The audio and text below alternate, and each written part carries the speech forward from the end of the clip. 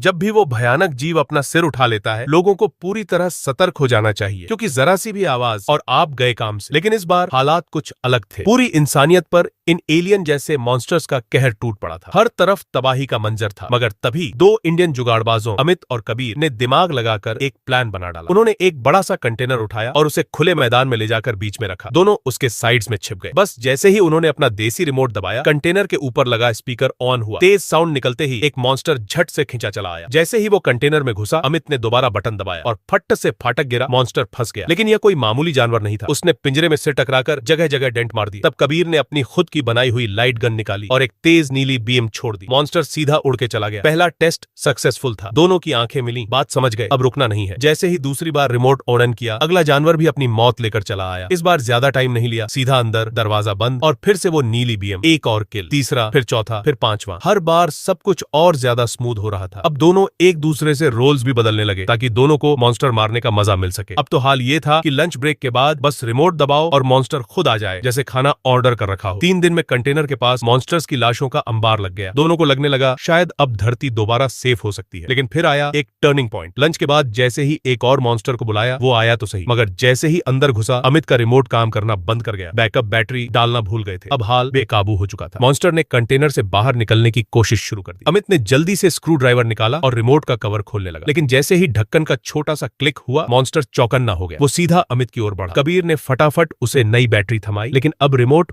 फिर भी काम नहीं कर रहा था। दोनों की हालत खराब। किसी तरह उस दिन जान बची, मगर अब दोनों समझ चुके थे अगली बार कोई गलती नहीं चलेगी। अब हर मिशन से पहले 2 बार चेक करते। लेकिन अगली बार कुछ और ही हुआ। जब उन्होंने आवाज चलाई, कोई मॉन्स्टर आया ही नहीं। फिर उन्होंने साउंड चेंज किया, ट्राई किया बॉलीवुड डांस बीट्स, फिर भी कुछ नहीं। क्या सब मॉन्स्टर्स खत्म हो गए? दोनों ने एक दूसरे को देखा, लगा कि शायद अब वाकई काम खत्म हो चुका है। लेकिन तभी जमीन कांपने लगी। एक नहीं, दर्जनों नए मॉन्स्टर्स जंगल से निकलकर उनकी तरफ दौड़े चले आ रहे थे। अब यह कोई छोटे मोटे नहीं थे, ये थे असली बीस्ट्स। लंबे लंबे पैर, टेढ़े मेढ़े चेहरे और कान इतने शार्प कि पत्ता भी गिरे तो सुन ले। कबीर असल में एक साइंटिस्ट था जो अब सर्वाइवल मोड में जी रहा था। एक दिन वो सामान ढूंढने बाहर निकला और गलती से एक सूखी टहनी पर पैर पड़ गया। आवाज हुई और उसका दिल वहीं बैठ गया। लेकिन किस्मत अच्छी थी, पास ही बहते तेज नाले की आवाज में उसकी गलती छिप गई। पर जब वो मुड़ा, उसके पीछे एक और भी डरावना जीव खड़ा था। कबीर बिना पीछे देखे भागा, मगर इतने लंबे पैरों वाले मॉन्स्टर से कौन जीतता? वो उसे पकड़ ही लेता अगर सामने से एक और बड़ा मॉन्स्टर नहीं आ गया होता। अब 2 जानवर आमने सामने। दोनों ने बिना कुछ सोचे जंग शुरू कर दी, मगर छोटा वाला ज्यादा देर नहीं टिक पाया। हार मानने से पहले उसने अपने साथियों को बुलाना शुरू किया और फिर जैसे जंगल की घंटी बज गई, दर्जनों छोटे मॉन्स्टर्स उस बड़े को घेरने आ गए। लेकिन बड़ा वाला भी कम नहीं था, उसने भी आवाज निकाली और फिर पूरा जंगल जैसे जाग गया। हर तरफ से बड़े बड़े मॉन्स्टर्स दौड़े चले आ रहे। कबीर और अमित समझ गए अब असली लड़ाई शुरू हुई है। लेकिन इस बार वो डरने वाले नहीं थे। अब उनके पास न सिर्फ जुगाड़ था, बल्कि जज्बा भी।